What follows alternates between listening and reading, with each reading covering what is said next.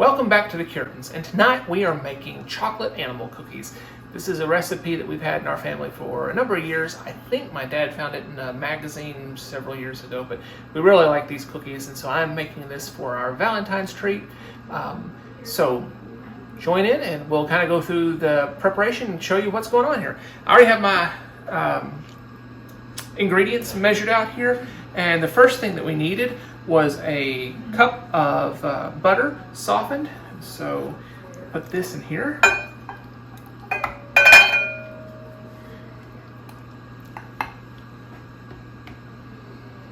We're going to cream this with our sugar as soon as I get this all out of here.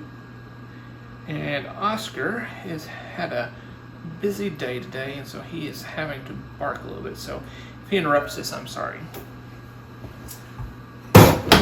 Alright, so there's the butter, and then we have 2 cups of sugar. This recipe, by the way, is doubled and makes a good amount of cookies. I'm not sure how many cookies it makes when you roll it out, but if you can chill it and then roll it flat and cut them into animal shapes, is what it originally was for, but we typically roll them out into balls and then just cook them that way. Alright, so I want to go ahead and cream this butter and sugar together right quick.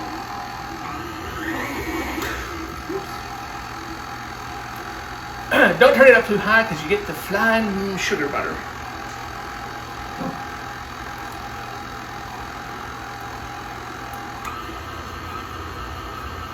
Also, there is a difference between melted butter and softened butter. This is supposed to be softened. If you melt the butter and put it in there, it really turns into a different consistency when you're baking the cookies. They tend to go very flat and the butter oozes out. So just something, I'm sure you guys already know that, but it was something that I learned the hard way. Alright, that's pretty well creamed together here. You might go a little bit longer, but this looks pretty good. I'm going to show them what it looks like here. So here's our creamed butter and sugar mixture. Alright, next we want to add our eggs. I've already cracked 3 eggs here. We want to add these one at a time as this is beating. So I put one in here and let that get incorporated well.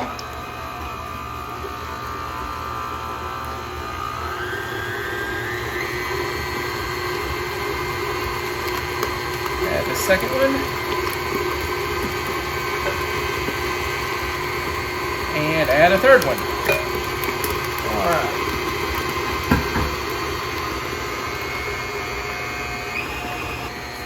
Next, we want to add our vanilla. This recipe calls for 3 teaspoons of vanilla, but I have 4 in here. I like the extra vanilla flavor, so I always add a little bit more than the recipe calls for.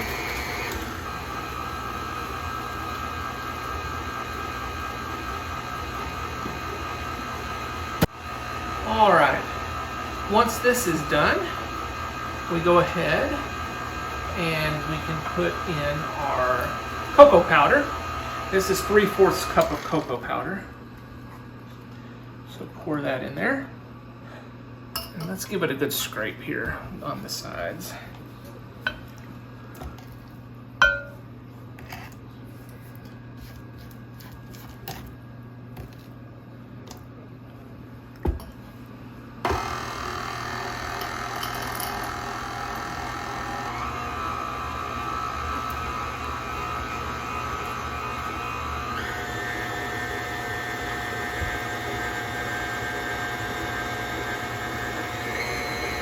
Let's let that mix up well, get incorporated there.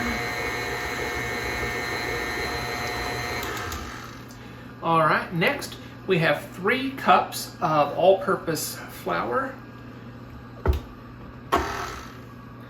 Pour a little bit of this in here at a time, about a cup or so, maybe half a cup at a time is what I try and do, just keep it from just splashing everywhere.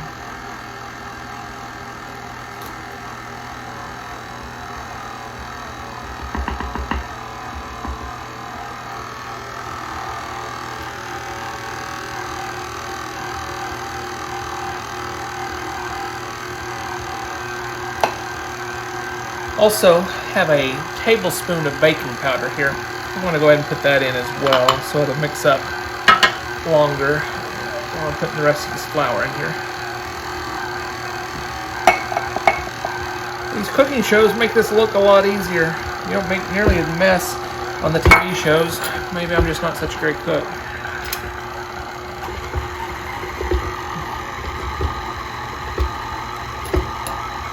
Let's see about cleaning up my mess here a little bit.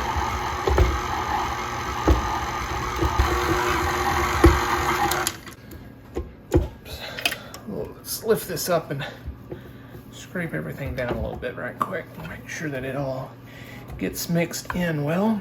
We want to get all that yumminess all packed into these cookies. By the way, this is this Nelson Massey vanilla extract. This is some of the best vanilla that we've ever had. Really like this vanilla, so if you can get a hold of it. I know it's pretty expensive now. We actually bought this bottle a couple of years ago before the vanilla prices went up, and we are just about out. I think we paid $36 for this bottle, and the last time I looked, it was about $120 for this. So good stuff, but expensive now.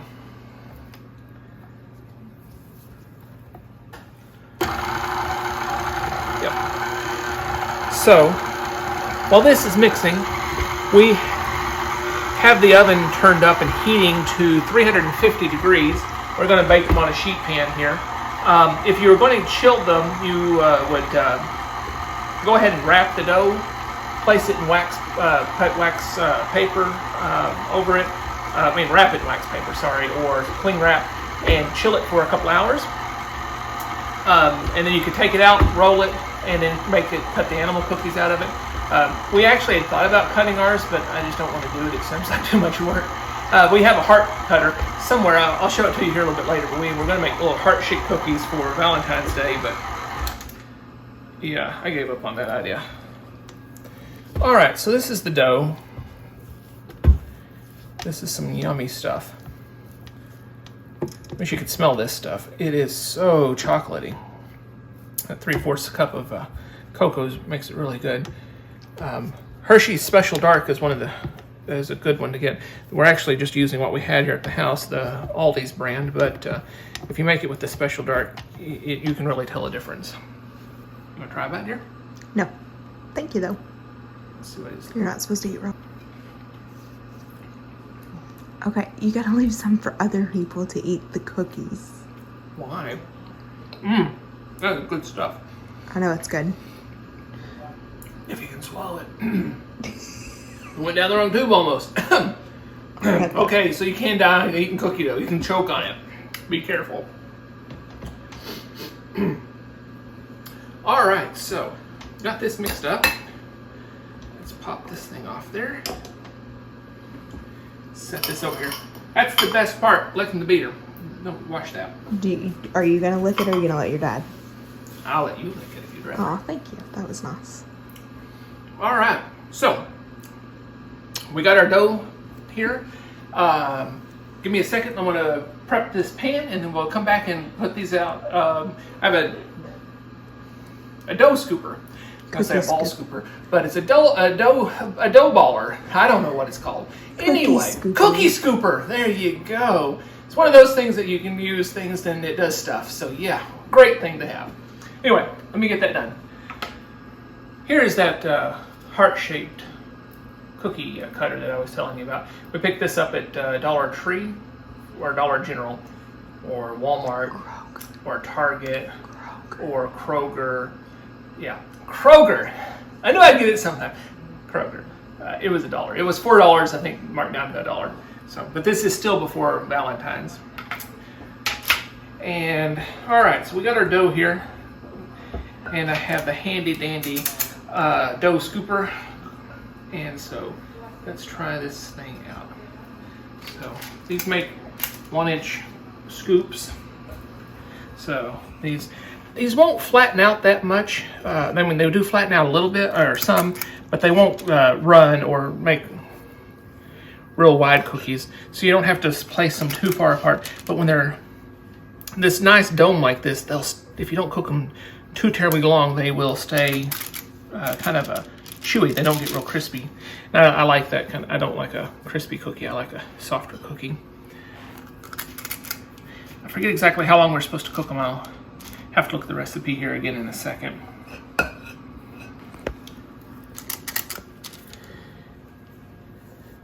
We got these on here. We're going to throw them in the oven for 10 to 12 minutes and at 350. So we've already got the oven preheated. So let me stick them in there, and when they are done, I'll pull them out and show them to you. So be right back with the cookies.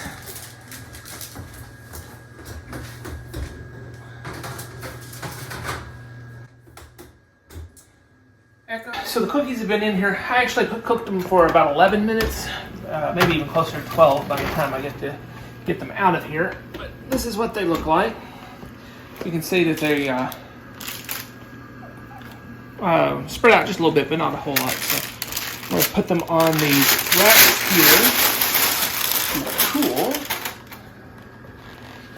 I'll set the pan over there. And so, yeah, these are still pretty soft, but as they cool, they will get firmer. They're too hot to eat at the moment, but yeah, these look right. These will be good. So you can see they're still a little soft to the touch, but once you let them cool off, they will set up nicely, and they'll be nice and chewy in the middle. And yeah, these are gonna be good. Oh, I have been using our Valentine's Day spatula.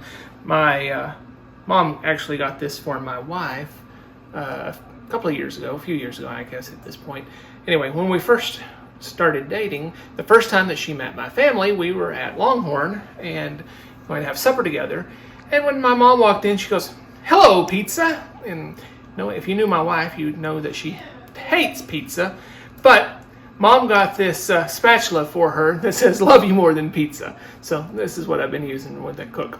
Anyway, so that's our Valentine's story. Anyway, thank you for joining us here. I'm going to cook these cookies here, and then we're going to do a taste test of these. I got another 15 cookies, so total of 43 total. So let me cook these, and then we'll come back and do a taste test. Be right back. Pulled out these other 15 cookies. As you can see, we've already eaten several of the ones there, but so these are really good. These are yummy. I'm sorry you can't taste them through the screen because they're amazing. But anyway, finished up this last batch, and so this is what we ended up with that double recipe. About 43 cookies, so just a little, make them a little smaller, a little bigger, however you want. If you roll them out, I think you could get, especially if you use smaller cookie cutters, you could get quite a few cookies out of this. If you do roll them though, they will be more crispy. You can get a crispy cookie if you prefer something like that, but roll them out or make them flatter. Like I said, I like mine chewy, so this is how I like mine. Anyway, thank you so much for joining us for our soggy bottoms. Oh, that helps. Thank you.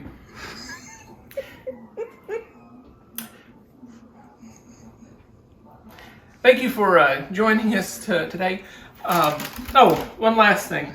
Don't let them sit on your parchment paper too terribly long as they cool. They will form a little moisture under there and they get a little soggy. So if you take them off once they're cool enough to handle, they do better, I think.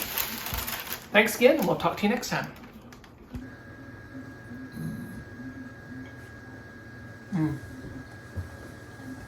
These are amazing. Well, I had another one here in a minute, but these are really good. Want to try one, Dad? My camera's off, technically.